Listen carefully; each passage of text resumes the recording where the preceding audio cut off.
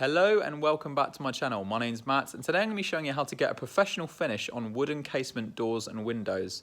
This is for my shepherd's hut project, so if you're following the build then hopefully you'll find this interesting. But to show you a little bit more about what I'm doing, first of all I've applied an undercoat straight onto the raw wood because when you have sawn wood, the pores of the wood are very open, so it soaks up the paint much better than if you were to sand the surface and flatten it off before you start painting. This was told to me by the furniture designers that I have next door to me who have painted hundreds and hundreds of external and interior furniture, and they said it's the best way to get the paint to stick to the wood. But I'm using a paint that is an undercoat and also a top coat, so I can show you what it is. It's basically called Sadolin Superdec Satin, and you can have this mixed up to any colour you want. I've obviously spilled some over here, so I've had this mixed up to a British standard colour, but you can have it mixed to any RAL colour. I bought this from Brewers. It's got a 10-year warranty, and it's supposed to be, online it says it's the best paint for exterior woodwork, and it's water-based, which kind of worried me a little bit.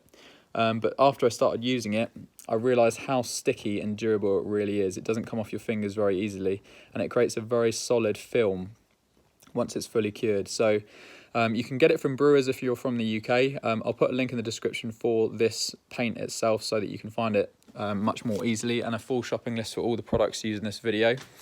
But to show you what I'm doing here, you can either use a spray gun, but if you don't have access to a compressor, one of the best ways to get a professional flat finish is using a foam roller. And I didn't used to like using foam rollers before because I couldn't actually figure out the technique for doing it professionally. But now that I've been taught by the guys that work next door to me how to do it properly, I can show you guys how to do it, and hopefully you'll get better results with your painting. So first of all, I'm going to show you how to roller it on and then what it actually looks like when it's cured and dry. So if you basically start by saturating the roller with the paint, saturating the roller with the paint,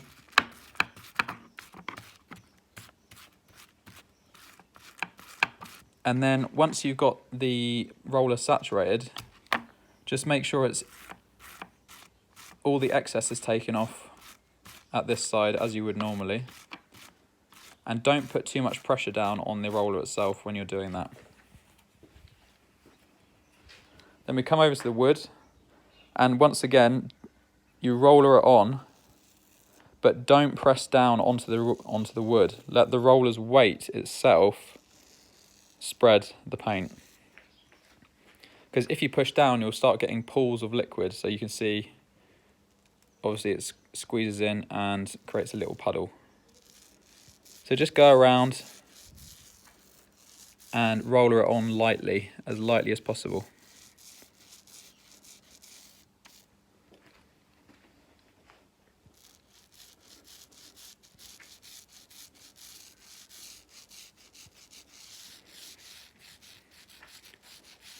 Once we've finished this, I will show you how to get rid of the bubbles that you can see now emerging on the surface. And this is one of the reasons why I didn't continue using a foam roller, and I preferred using the microfiber rollers when I first started painting with rollers.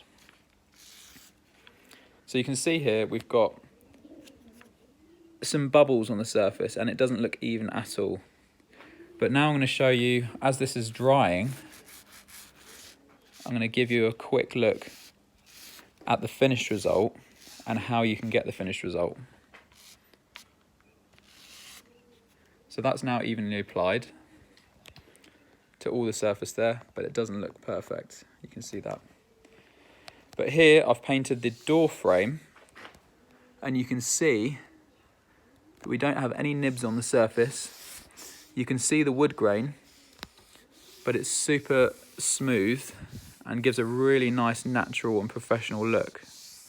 And the way you do this is you basically layer the paint very thinly, bit by bit, using the foam roller, and every time you apply a layer, you wait 1 to 2 minutes before you go and back roll back over the layer that you just did.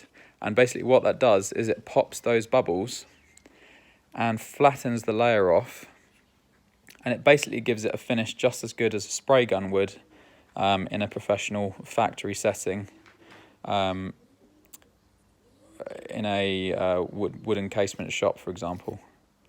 So now I'm going to go back over this and try and get you a close-up of those bubbles. So you can see here, let me zoom in, you can see here we've got these little bubbles here. So I'm going to go very lightly over them,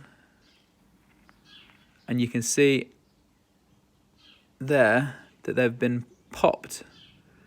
Just lightly go over the top. You can see some more here, and you just literally back roll over it very lightly, pop those bubbles, and it evens out the surface. And once those bubbles are popped, all of these very minor imperfections will flatten off and soak into the wood. So you'll get a really nice professional flat finish. You can see along here, those little bubbles, you can see that one, lots of little bubbles, they're just getting popped.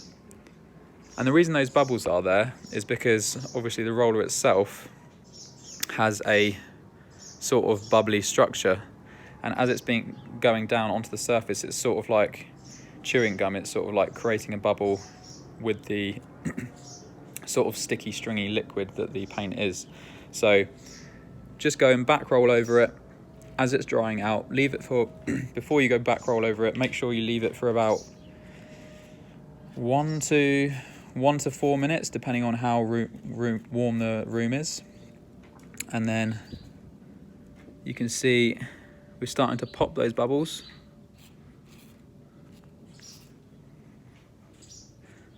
This is still uneven, so we'll go back over that.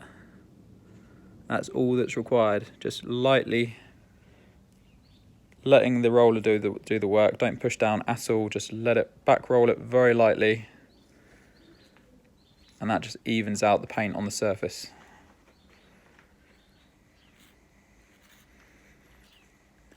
So I'm going to go ahead and do this to all of the furniture that I have on the exterior of the hut. I've got the door frame here. I've got this, this is a toilet window because it's obscured glass. And I've got 2 other windows here that I need to start. And those are going to be in the main room and in the bedroom. So hopefully that's been helpful for you. And if you want to follow the projects, please do subscribe to keep up to date with videos, and give this video a like. If you found it helpful, then great. And hopefully I'll see you on the next one. Cheers. See you soon.